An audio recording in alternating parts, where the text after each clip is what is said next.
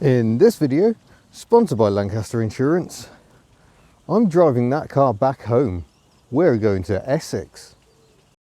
And not just Essex, we're going to Fundersley in Essex, which, if I can get the right angle on this badly faded badge, see it says Fundersley along the top. That is the place in Essex where these cars were built. Also Greaves motorcycles. I met some Greaves fans yesterday, so yeah, we shall head back there to where this car was born in 1972, and then from there we're going on to Sussex, which is the other side of London, where we shall get some yeah, well, we'll go to the Retro Rides Gathering. And because we're going to the the Weekender, and because we're going to the Weekender, which is a camping event, I've had to try and cram my camping gear into Tuk, which doesn't leave an awful lot of space for me. I'll do a quick recap because I'm aware that many of you haven't necessarily watched the full series on this car, so you might not understand the history. Tuk is a 1972, illustrated by the K, Invacar Model 70. It's an invalid carriage designed for wheelchair users, and the design is by AC of Cobra fame, but this one was built by Invacar Limited. There were lots of different manufacturers. The government decided it just wanted one design, and two companies made them. They made about 8,000 each between 1971 and 1977, with one made in 1978, it seems. The transmission and engine are all at the back. We've got, under this cover, an Austrian Steyerpuck 493cc air-cooled flat twin 4-stroke. It's very much like half a Beetle engine. The carburettor there with a filthy air filter, air-cooled, so there's a big fan driven by these two belts, and it's also a dyno start, so the fan is attached to a unit which acts as both the starter and to charge it once you've got the engine running. This is why there's two belts. There's quite a lot of torque needs to go through those. So that's the engine. Ahead of that is the transmission, which you can see in another video, but here's a little inset clip of said thing. So yeah, CVT belt drive transmission, driving the rear wheels through Fiat 500 drive shafts, because originally they wanted to use the Fiat 500 engine. So we've got a single wheel at the front, handlebar steering, you brake by pushing down, and you twist the throttle to go. All fairly self-explanatory, really. But yes, very much designed for wheelchair users to potter about, and not so much designed for idiots on the internet to take on massive road trips. They were sort of banned from the road in 2003 because the government owned them all, and the government said no longer. These are unsafe, and there are better ways of transporting people. And in that, I think for once the government was entirely right. But Tuk managed to escape the cull. She hid in the field with some of her friends, including TPA, we'll see today, for 14 years. And by the time I discovered them, an amnesty had been arranged where we can register them as historic vehicles and drive them on the road, even drive them on motorways. It does get quite confusing. There were two different weight classes of Invacar, and this is a heavier one, but I'm not going to go into all of that. But yeah, suffice it to say, the picture isn't quite as clear as you'd hope. But I'm going to go and grab my backpack, and we will set off. So 180 miles today, I think about 80 tomorrow. Then I'm going to hang around in Basildon for a couple of days before, I think it's about another 70 or 80 miles to Sussex, depending on what route I take. There is part of me thinking I should go for a trip through London, just because when am I going to get the opportunity again? But we'll see.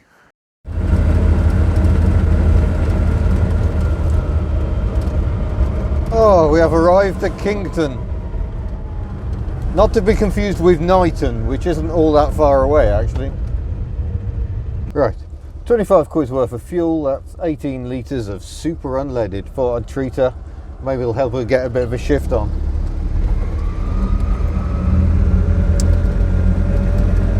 It won't make any difference at all, but it'll make me feel better. Because we're straight into a big climb. along the A44 now. Make our way to Leominster. We're going to stop at the cheese shop. I don't like cheese other than on pizzas or toast, but it is a nice place to stop for a cup of tea.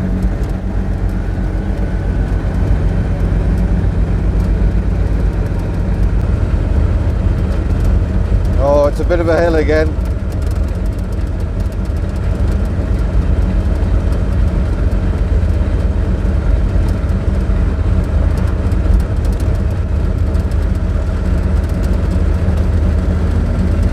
And everything is a danger. You're very aware of that. Oh, here we go. 50 mile an hour is within reach again. Just in time to reach the historic village of Pembridge, full of lovely, lovely old buildings. So I'll leave the camera recording as we go through here. Oh, she's squealing again. I fear the belt dressing has worn off already.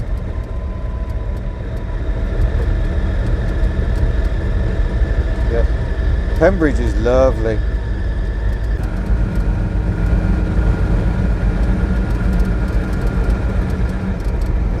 Yeah, like being a motorcyclist, observation is key, and that's a skill I've frankly honed through years of 2CVing. Because, you know, 2CVs aren't quite as terrible as people think in a crash, as a mate of mine proved recently when he had a rather interesting meeting with a telegraph pole. But still, I generally regard collisions as best avoided, undesirable.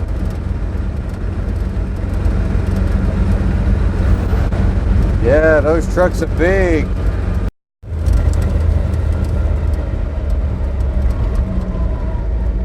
There we are, Monkland, land of the monks.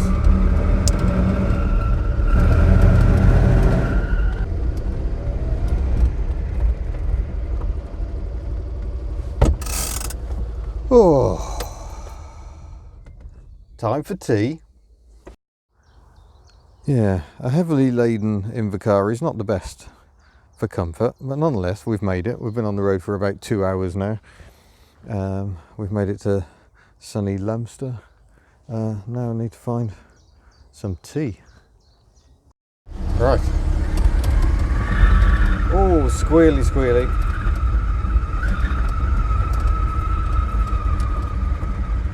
Well, suitably refreshed with tea, we shall continue. They didn't seem keen on moving over, did they?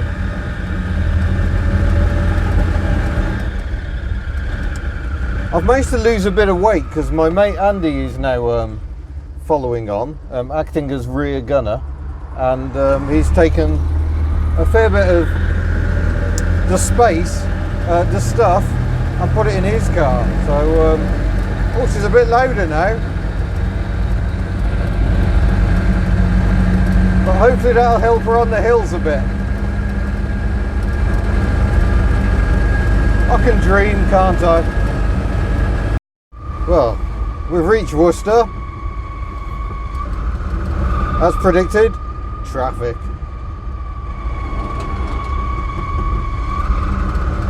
Also, the belts are noisy again. Now we're going at gentle speeds.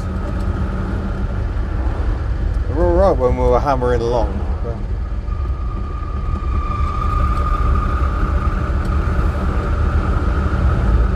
So yeah, she's definitely going better with less weight, which makes me think that taking my camping gear was a silly idea. Not quite as silly as leaving my camping mallet at home. I've just realised I've done that. Oops. Right, stop for lunch at this beautifully scenic petrol station, and we shall carry on. We'll find out how to get out of here.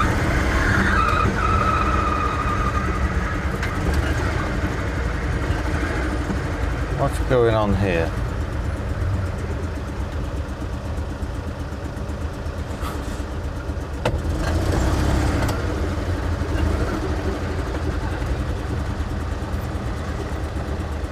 I have no idea what this gentleman is doing in the van apart from getting in the way.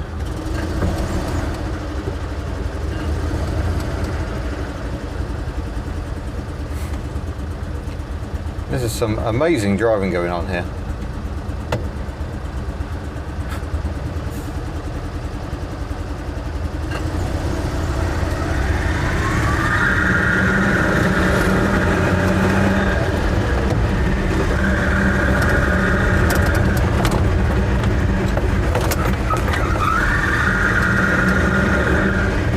What a crazy petrol station.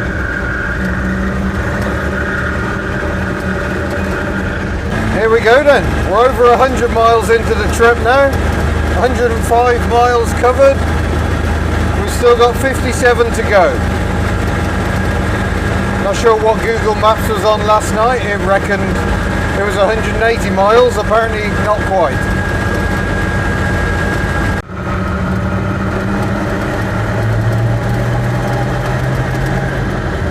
Where are you going, Mr. Van? I have some collateral damage to report. I'm starting to get a blister on my right hand, so I'm having to change my throttle grip, make more use of the motorbike handle lever thing that someone gave me. That didn't happen last year.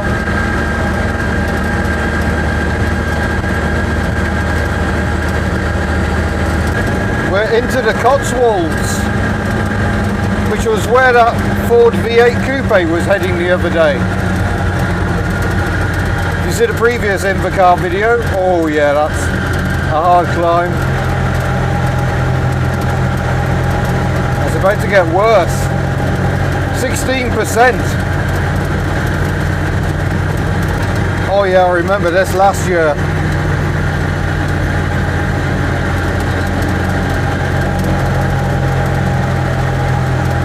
Come on, truck.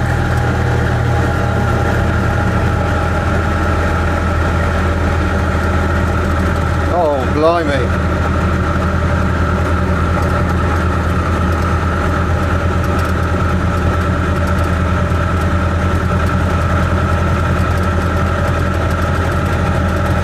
This is a proper test for a tiny machine.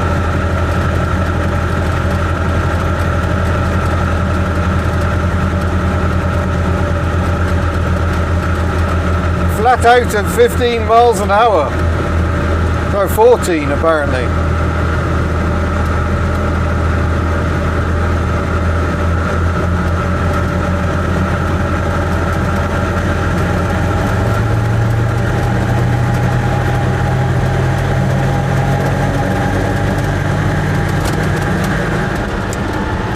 Oh, pull in and let the traffic past, I think.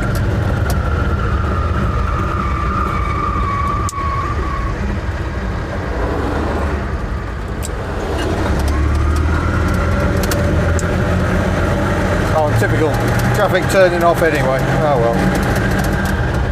That plan backfired, didn't it?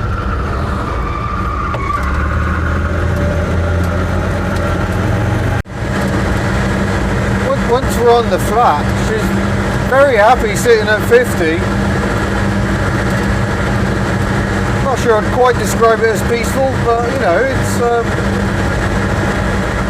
compared to a lot of microcars, this is outright luxury. Oh, we've reached Buckingham, which is not where Buckingham Palace is. Confusingly, that's in that there London. This is Buckinghamshire.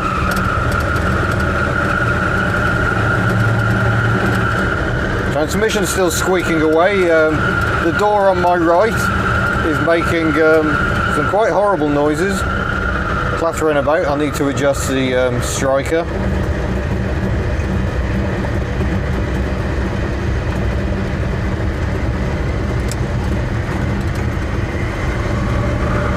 Nice Rolls Royce, not Corniche, Silver Shadow 2 there.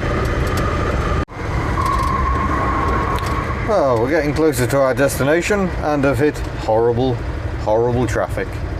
And our Range Rover's enormous. Quite a quite a nice colour and all, and I quite like the secret hidden rear wiper.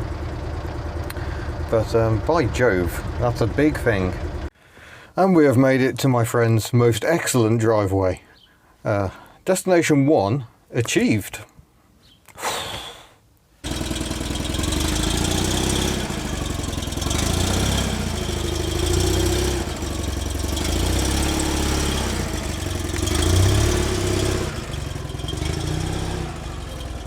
Wow. Well, this is amazing, frankly. But my spares car, yeah, we're following my spares car down the road.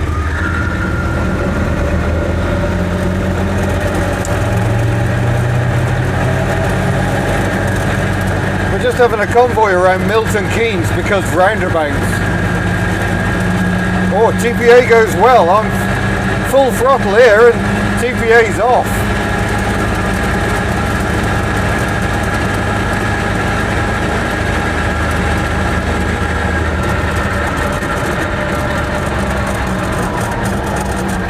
Now I know how ridiculous Tug looks on the move.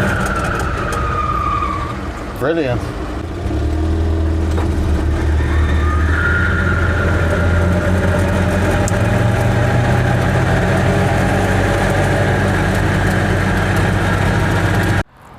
So yeah, momentous moment. We've got TPA and Tug back together once more. It's quite astonishing. TPA is still undergoing cosmetic improvements constantly, because I don't know if you remember, this body shell was in a terrible state. It was knocked about on every corner. It's why, for me, Tug was the one of the two to restore. So Tug stole TPA's engine, but TPA has stolen another Invacar's engine and transmission and is now on the road. So yeah, we're actually able to go out and have drives. It's yeah, quite special, quite a moment. Well, this is very exciting. We're going to swap. So I'm now in TPA.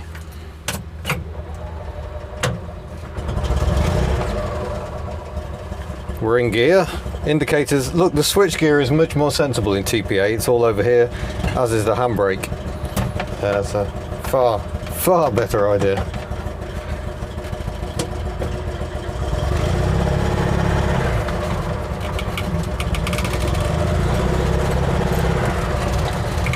Oh yeah, those brakes are interesting.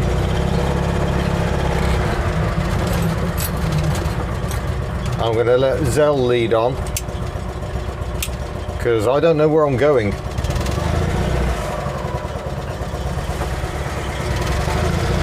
And there goes Tug. No one else has driven Tug on the road.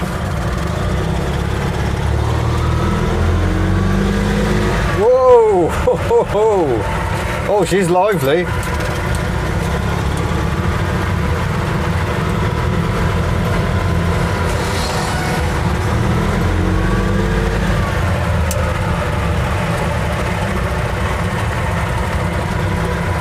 Oh, he's still a bit shunty on the slowing down, so that makes me feel better.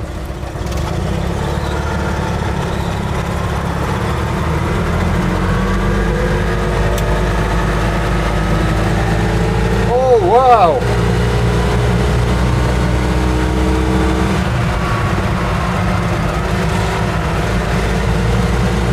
This feels much perkier.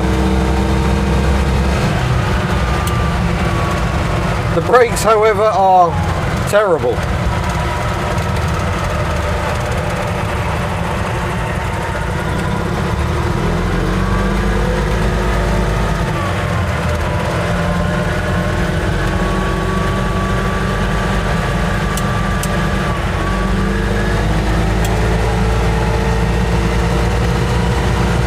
And with this Citroen Xantia seat, it feels very comfy.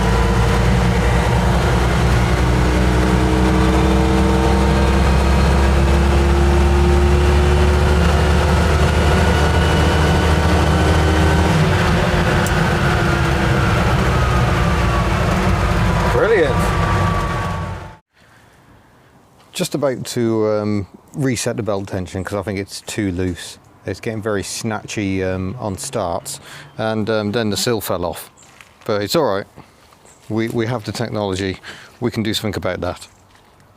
So for the time being, I'm just going to carry on with doing what I was doing, which is resetting the belt tension, because yeah, I think that might be a bit too loose. Some interesting leakage going on there as well. Must be, is that gearbox oil? Yes, that smells gearboxy. Interesting. I don't think it's meant to come out of there, but it would suggest that we've got plenty in there, wouldn't it, really? Maybe that could be tighter. Well, it's all a bit interesting in here. We've got gearbox oil in various places. I've screwed that in a bit more, so hopefully that's better. We seem to be leaking oil here as well. Just bear with me while I clip the microphone to my leg, because my hands are so filthy. This doesn't seem ideal either. That's the speedometer drive. There is nothing holding the speedometer drive in. Maybe that explains why there's oil here, but there's a bit of a blast collar on the back of that shaft, which suggests that maybe that seal there is leaking. So yeah, everything is not brilliant. Also some interesting witness marks on this belt, as if it's been rubbing on something, which is a little peculiar. There shouldn't be anything rubbing on it.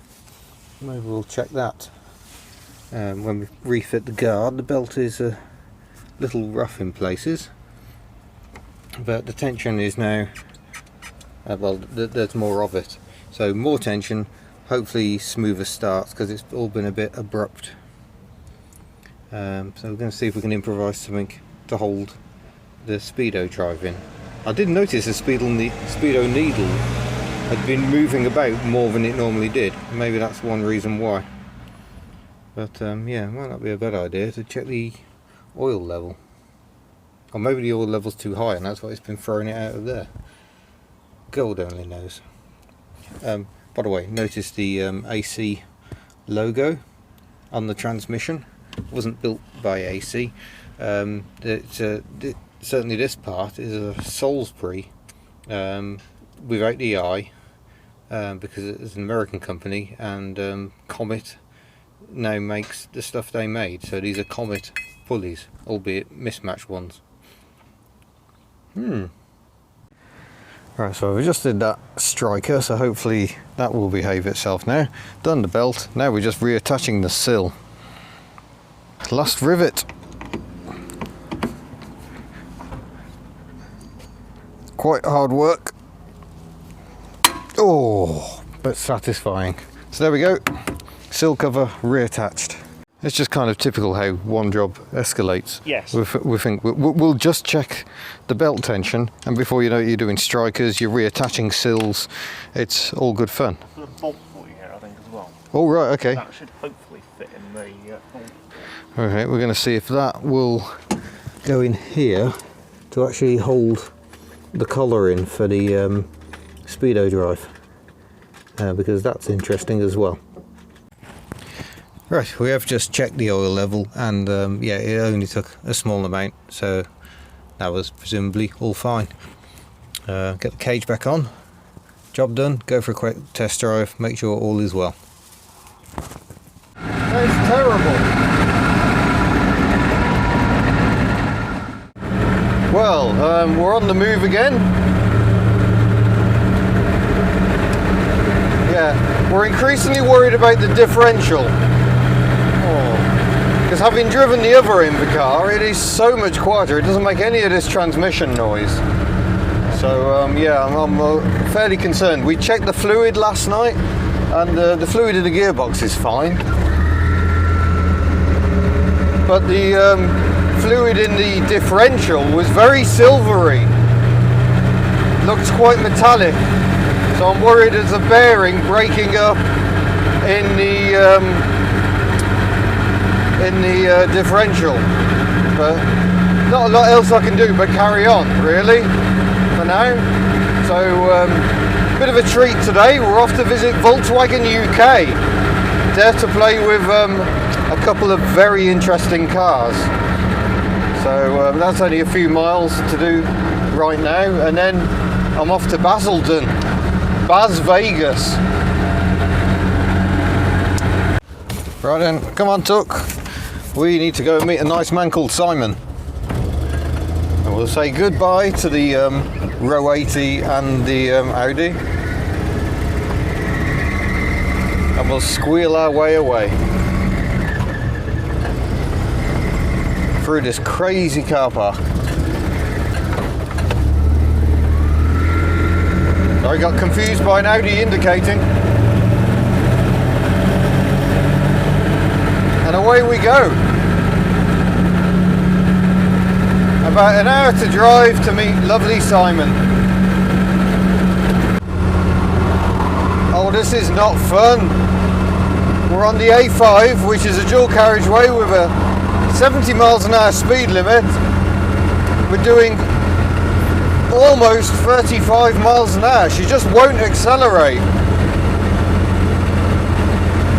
I think there's a gradient, but I think we've also got a headwind.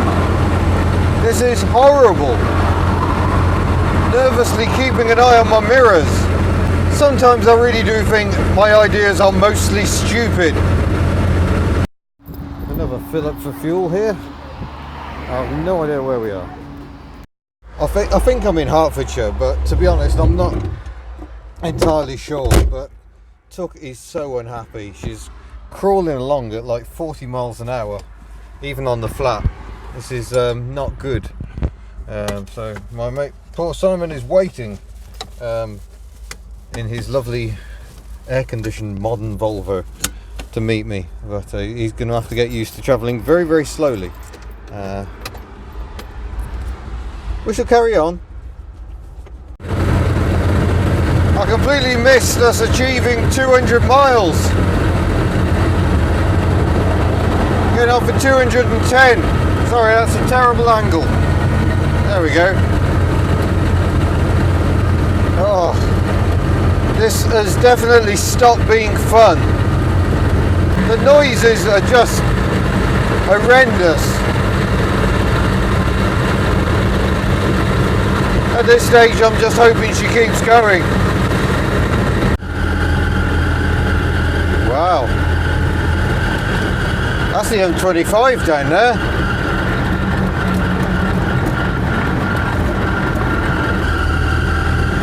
Whoa. Jaguar.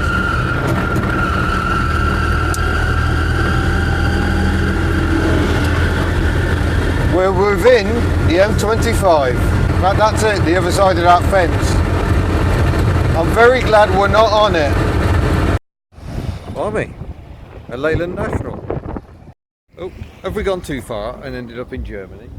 No, Tuck's over there with lovely Simon, and we're just having a rest before we contemplate the next journey. We've still got about 30 miles to go today, and yeah, I'm feeling quite entirely broken, to be honest. Tuck is not going well. So we shall limp her to Simon's and then we'll see what we do next. Right, we've had a break. Oh. Do you need anything charged on the way back? No, I've got electricity and everything. Oh, you have? I didn't know. Yeah, fancy. So yeah, that's lovely Simon. He's going to be following us back to his house. It's about 43 miles away.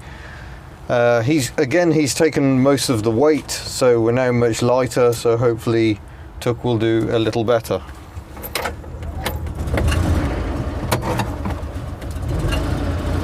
See if we can get out of here.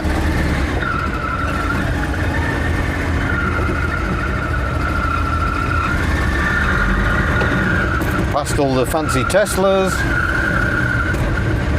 Oh, well, we'll see how the next bit goes. He said, noisily. Well, for once I'm glad of traffic, because the noise is still horrible, but it somehow feels less horrible with less speed. Talking of horrible, look at the state of that AMG thing. What a big fat ugly piece of crap. I'm afraid I wasn't recording while we saw quite a lot of fantastic spots. A Nissan S Cargo, well, I think it was a GMC or a Chevy side step type pickup thing, I don't really know, and a Fox body Mustang, looking quite dishevelled, as most Fox body Mustangs have for, well, pretty much all of time itself. But you know it's going to be sod's law. We'll see nothing Now I'm recording. Nothing at all. Oh, and stop. The Invacar does get a fair bit of attention. Most people going, what on earth is that?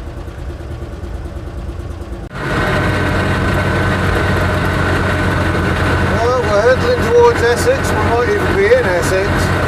But, yeah, not sounding healthy at all.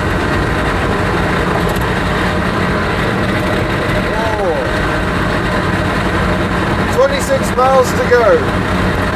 My car is more broken than your car, but I still prefer it to your Corsa. I think I'm going slightly mad. I think coming to London does that to you. Well, welcome to day 3 of this crazy adventure. Yeah, that's my mate Simon's lovely Volvo. Lovely Simon's lovely Volvo. We've decided to try and investigate the transmission a bit later on, but first of all we're going to take Tuck back to the factory in which she was built. It doesn't make cars anymore, but it should still make for an interesting visit, so we're going to go and do that. We just accidentally visited Canvey Island. Not quite as glamorous as I expected an island to be. I managed to get the roundabout very wrong. I hope lovely Simon is still with me. This is Church Road, which is where the factory was. We just need to try and spot where the building is. There it is.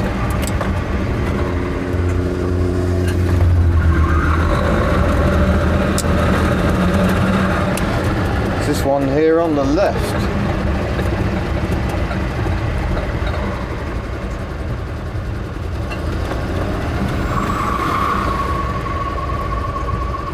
Wow.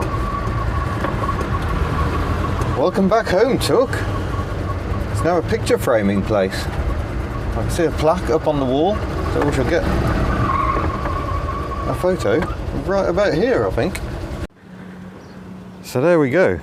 That plaque says Greaves motorcycles were manufactured on this site 1953 to 1978. Unfortunately, with the end of Invacar production, that was the end of Greaves. The Invacars were kind of keeping the motorcycle side of things going. But that is Tuck back home. We're now looking for a company called Ensley Invacar. Because we're slightly intrigued by that name. Here it is, Engineering Invacar.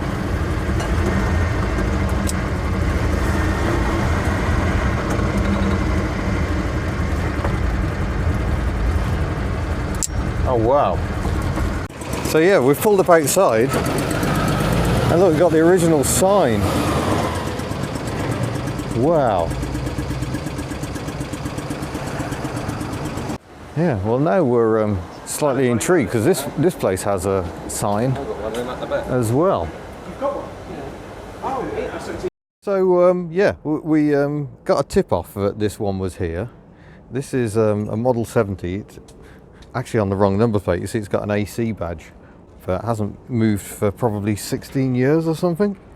It's the wrong shade of blue, it's too dark. But yeah, we're just chatting with a chap who runs Ensley Invacar. And his dad used to build them. And there's also a Toyota Hiace camper here, which is amazing. But yeah, amazing. Okay, so this behind us is the building where Tuck was built. It wasn't the other one, that was the spares and the office for Invacar Limited and Greaves motorbikes. This is where they were built, and we've just been chatting with a chap who owns this current business. This is Elmsley Invacar Engineering. As you can see by the van, and yeah, he's still got parts. His father built them. He used to service them back in the day. Those are brand new Invacar pulleys. Well, not brand new, obviously they've been sitting on a shelf for God knows how long, but yeah, we have come to where Tuck was built and bought a pair of pulleys. He does have a complete transmission. I'm hopeful we won't need that. My plan is to fit the new pulleys and the spare belt I've got, and we'll see if that improves matters at all. But yeah, what a day. So this place is amazing. We've just been having a snoop around indoors, and I'm not going to film indoors because that seems a little unfair, but they've got some fantastic old school machinery. Look, they do cylinder head refurbishment and skimming, crankshaft grinding, all that proper old engineering. There's lots of old signs about as well. And Jeff, who runs the company, it turns out his son works here as well, so that's like third generation Invacar folk. It's amazing. I love the painted correction to the sign. I've no idea what the opening hours are currently, but yeah, what an amazing place. Right, so we've been told that when they were built, they started building them at the far end of this long shed, and eventually they came out of this door. And so in 1972, Tuck would have come out of that door, and they were apparently stored in some of the containers back here until they were ready to be shipped off, ready for use. So Tuck got shipped off down to Sussex. But this is quite an extraordinary feeling to think that, yeah, this is where she was nailed together so long ago. Well done, Tuck, you made it. Right, oh, let's try going forwards. So this is recreating Tuck's very first drive. It would have been down this driveway in 1972. She seems to have stopped squealing now she's back. She must be happy. So there we go. That is the amazing long shed in which Tuck was built. And there is the blue plaque sign again up on the wall. Remarkable. That's been quite a day, but I think we now need to go and see if we can fix the transmission. I have my new pulleys on board, so let's go. Right, we are now going to try and jack up little Tuck and give her a run and see if we can find out what's going on. But I've just noticed transmission oil dripping down on one side, so that's slightly concerning. So I think I'll set about removing the transmission cover. Now we've got a considerable amount of transmission oil all over the place here, so this definitely needs investigating. Something is not right in here. Okay, maybe the leaking is this sodding speedo drive. That's still not very tight there apparently. We'll see if we can do something about that, and yeah, try and clean up some of this mess. Ugh. Well, we think we've found the noise.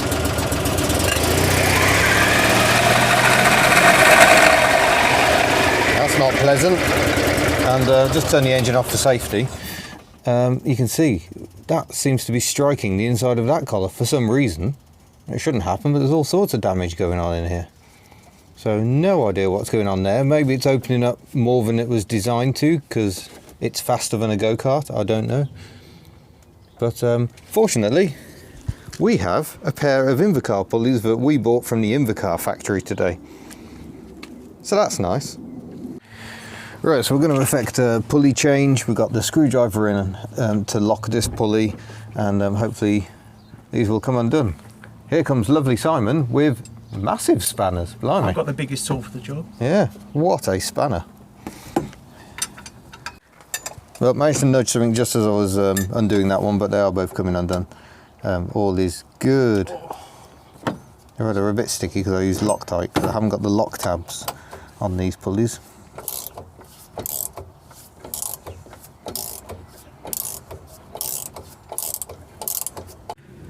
Right, pulleys are off. We're just exploring the chain tensioner at the moment, because there's a chain here. Belt goes from this pulley to this pulley, through a chain, back into the gearbox, out to the final drive. And yeah, it's hard to see what the belt tension is because you can't see it. So that makes life interesting. But we know it's the chain tensioner because we have the original documents here. So there is the tensioner which operates on this arm to adjust the chain tension. Unfortunately, we haven't got the page which says what the chain tension should be, and frankly, how are you meant to know? Because you can't actually see it. I think let's reverse the above and let's just pinch that back up again. Okay, so we think the chain is already at maximum tension, so we're filing that under. Don't worry about it. I'm just wondering if I need to back this off a bit, because I think I've taken off a slightly longer belt. So we've got a slight problem because the spare belt I've got is far too long. I don't know where that's come from, nowhere near right. So that's a HP 2020, which we worked out is about right for one of these. And this one is a 3016, so that's a bit of a disaster. This belt we've taken off is very, very badly glazed and cracking in places as well. Not looking brilliant, but yeah, super shiny finish on that. That is not what you want. And yeah, there's the sign of breakage. I think we've been quite lucky there. Ooh, that is not nice. So we need to see if we can get another one of those. Well, we had to come back again because we had to buy a genuine new old stock belt. So now all should be well. Goodbye, petrol pump. We shall miss you. What an amazing place. And now I'm in a Volvo with plastic and buttons. And oh, look, isn't that fancy? Put stuff around the back of it. Rather lovely Rover 75 here as well. And yeah, that was Ensley Engineering and Invacars. Good times. Right, the pulleys are back on. We've just had a bit of a breakthrough with the tensioner. It turns out there were a couple of hidden bolts that I hadn't realised were there. So we've been able to back the tension right off, which is good. Simon's just cleaning up the bolts before we refit those to hold these new old stock pulleys in place. Might have to clean a bit of grease off as we go. But yeah, if we look at, where's the picture of the chain case? Yeah, you got these need slackening off. That's the one adjuster, that's the main adjuster rod. So I knew that one was there. I hadn't spotted these three. So that should enable us to get the tension absolutely bob on. But they're a right sod to get at and kind of invisible. Right, we've set the tension. All should be well. Handbrake's off.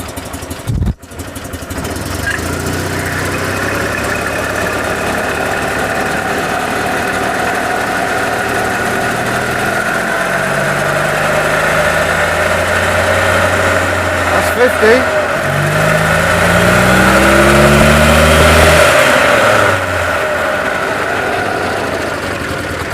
That sounds a bit happier.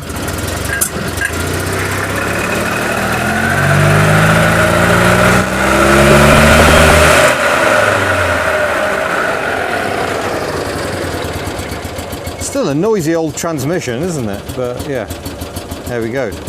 We can't find anything that says there's a direction on the belt, so we're happy with that. So we've got new old stock pulleys, new old stock belt. Time for a proper test drive. I can't even remember what we did, but we're now looking at the diff oil. It has seemed rather watery under here, which is slightly alarming.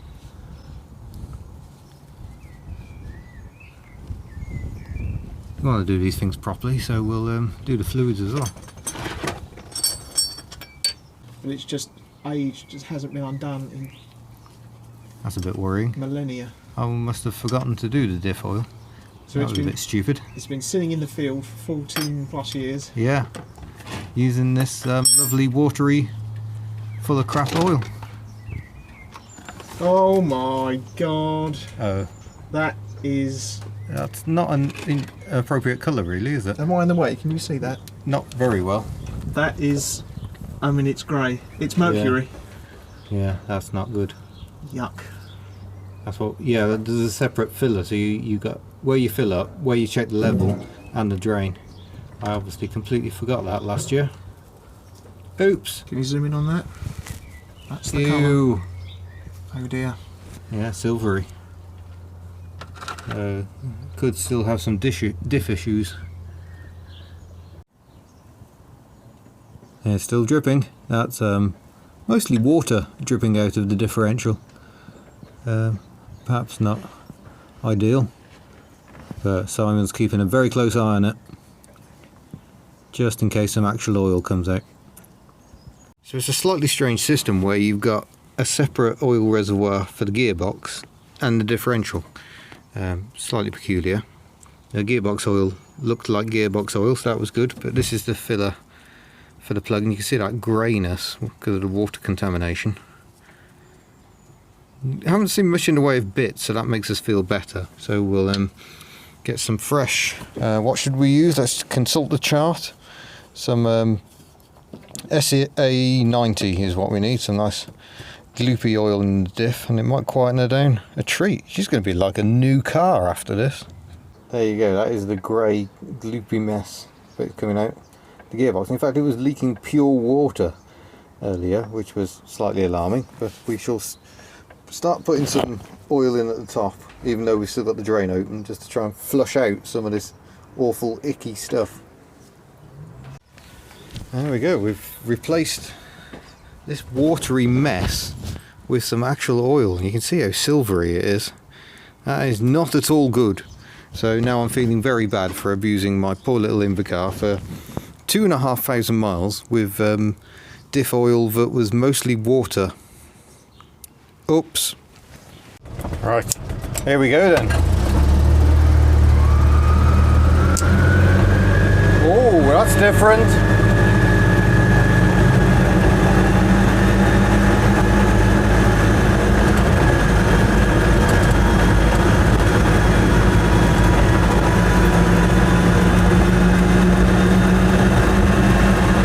Oh, that feels more like where the revs should be.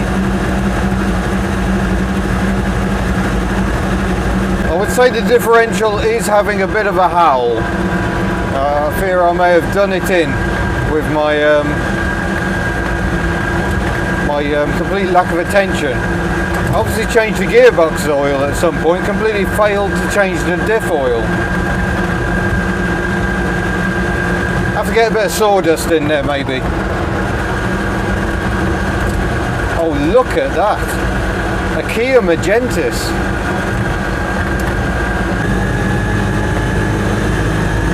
Oh, uphill acceleration.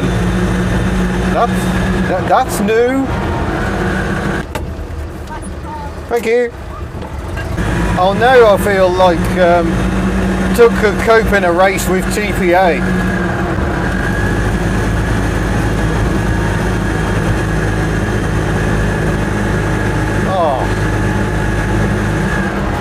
What hill? Whoa, bus. Whoa. Transformation achieved. Oh, now I feel better about the fact I've still got so many more miles to do. Oh yeah, now she'll do 50. Up a hill.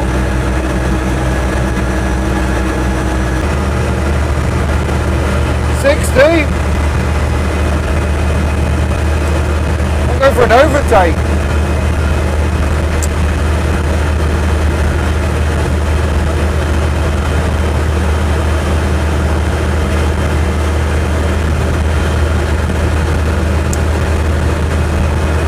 Wow! Wow! All I had to do was drive her back to where she was born to get new old stock belts and pulleys, and now she's fine. So there we go, little Tuk is transformed into a complete flying machine, which means she can hang out in this sort of company and hold her head high. We are at Arrow Vintage Cars. There's the website. Obviously, if you want to get married in a blue Volvo, then this is the place to come to. But they do have some proper cars as well. Daimler DS420 with a POG number plate, just like a lot of buses in the West Midlands. There's one for all the bus geeks. Simon's going to show us the Holy of Holies, probably my favourite cars in this collection. It is a pair of PS Arrows, American built cars. This one right-hand drive because that's what the original owner wanted. This one, more as expected, a left-hand drive. Obviously they're good at ribbons here. Nice little wiper there, that's quite sweet. Let's get a proper look at the front because PS Arrows were radical for the fact that the headlamps after the facelift were on the wings. Look at that, all sleek and smooth, and yeah. And oh yeah, this is ex-President Hoover. which is quite remarkable. So how did you get your hands on that one? So there was a friend of ours in the late 90s that told us about a estate sale. And what was later found out, due to the chassis number and the plaque on the front of the number plate, was that it used to belong to him, was passed down to his hand, whose family we bought it from in the late 90s. It took a lot of paperwork because there is a PS Arrow Society that looks after all of the cars and the members, and they didn't really want it leaving the country because of its national importance, but we managed to explain to them we would restore it faithfully, look after her, and she wouldn't just disappear off into obscurity. Wow. So what's the engine in these? That is a 6.8 straight 8. Ooh. Yep. Marvellous. They're enormous. They are actually the same body, and you could, if you didn't like the French in the headlights, you could choose the standard big whoppers. Well, they're a bit radical, aren't they? Yeah. Yeah. Wow. But equally dim, just like oil lamps. They really are 6-volt lovelies. Wow. Right, let's see what else is back here. There are American cars, and I know nothing about those, so I'm definitely going to need Simon to tell me what on earth this is. That'll be a Cadillac, That is I'm a sure. Cadillac, yeah. 1956 Cadillac Sedan DeVille, so it's pillarless hardtop. It's a four-door coupe. Yeah. Like a four-door coupe. Wow. And, Rolls-Royce. Rolls-Royce, yeah. 1953 Wraith, 7-passenger. Okay. That's one we're in the midst of restoring as we speak.